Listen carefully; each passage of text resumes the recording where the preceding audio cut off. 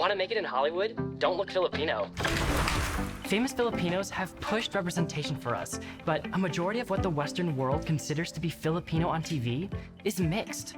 And before we go on, while someone might be mixed and Filipino by blood, it doesn't invalidate their experience of being Filipino. But here's where the problem lies. Entertainment doesn't want to see a Filipino unless they can pass as something else. Take the Miss Universe pageant, whose contestants set their nation's standard of beauty as they compete against the world for the crown. And in the last 6 years, Miss Philippines has won twice. But both of our Pinay Miss Universes are mixed. Tita, they want mixed. In fact, most Filipinos that the public idolizes are multiracial. Vanessa Hudgens, Haley Steinfeld, even Joe Coy. Does Hollywood reward Filipinos for looking ethnically ambiguous or even European? And when we say Filipino representation, what are we even asking for? I'm Trace Gaynor, and here's what you missed on the Chismis, presented by Kumu. So let's talk about representation and who's pushing it, because mixed Filipinos are most often given the chance to tell Filipino stories before any others. Take Darren Criss, for example. He was celebrated as the first Filipino American actor to win an Emmy by portraying a real-life fil-am, an American crime story. Criss attributed his success to his mom, who he mentions is from Cebu. Yet, he was highly criticized on Twitter for admitting it feels unfair for him to identify as Asian American because he's also been able to play white characters. Take Bruno Mars, one of the best-selling musicians in the world, with 7 #1 singles. He attained his first 5 faster than any male artist since Elvis Presley. He acknowledged his Filipino roots on Saturday Night Live, giving the show its 2nd-best ratings that season, and paid tribute to his Filipino mom, not only during his Grammy win, but also his Super Bowl halftime show performance.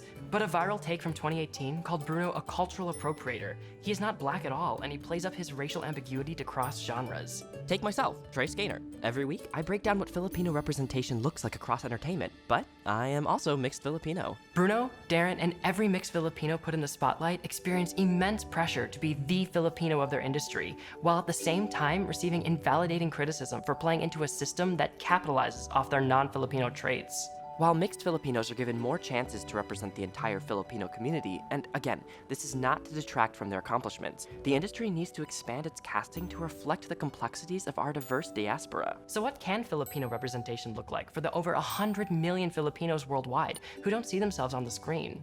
Well, first, let's put some respect on Rudy Robles' name, one of the first Filipino actors to appear in Hollywood movies. Immigrating from Tacloban, Rudy was discovered by a film producer while working as a hotel bellhop. He went on to play small roles in multiple Hollywood films and shows throughout the 1940s and 50s, like Alfred Hitchcock Presents, where he played Hermit, the butler. After his career in Hollywood, Robles later returned to the Philippines to offer his expertise in directing and producing films, which is the type of work that has pushed Filipino representation to this day. Until 1992, we couldn't find any American TV show that showcased a Filipino actor and acknowledged their character was Filipino. If the actor was Filipino but was casted as something else, we didn't count it. But fast forward to 1998, the NBC sitcom City Guys airs an episode where Al Ramos, played by Dion Bosco, hides from his friends that his Filipino family is struggling to make ends meet. And the Bosco family has played an important role in pushing Filipino representation. Take Dante Bosco, who started his career early as Rufio, leader of the Lost Boys in Spielberg's Hook. Dante went on to voice many Asian characters, like Prince Zuko in Avatar: The Last Airbender,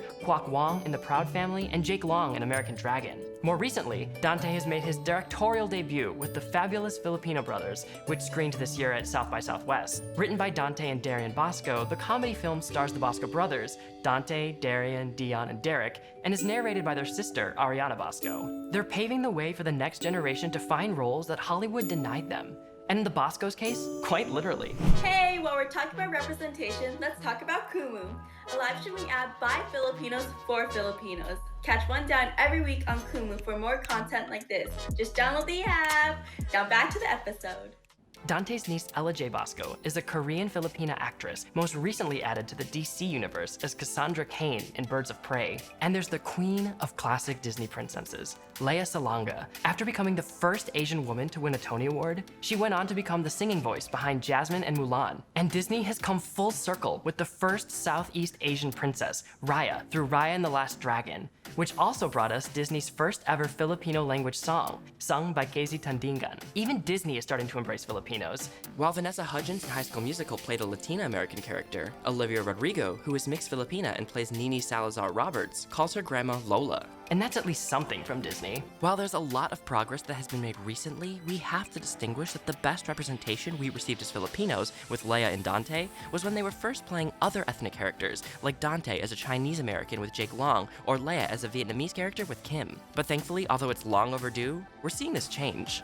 Just this year, NBC's Superstore aired their series finale, which meant we said goodbye to Nico Santos' character Mateo, who played an undocumented Filipino. The show has been running since 2015, which is also the same year that the CW show Crazy Ex-Girlfriend premiered, whose male lead is a Filipino American named Josh Chan. Josh is played by Vincent Rodriguez III, who is credited as being the first Filipino lead in an American TV show. Filipino representation will never be just about getting visibility for full Filipinos. It's about seeing stories that reflect more nuanced experiences of being Filipino. It's about moving beyond stories and representation that only include mixed Filipinos that casting directors think will sell. Mixed Filipinos carry the culture because they have the privilege to, and furthering representation looks like these celebrities recognizing the power they hold and using it to bring more of us into the room. Trans Filipinas, undocumented Filipinos, even Filipinos on the autism spectrum. The world needs more of these stories, and it's up to us to not only tell our stories, but demand they be seen.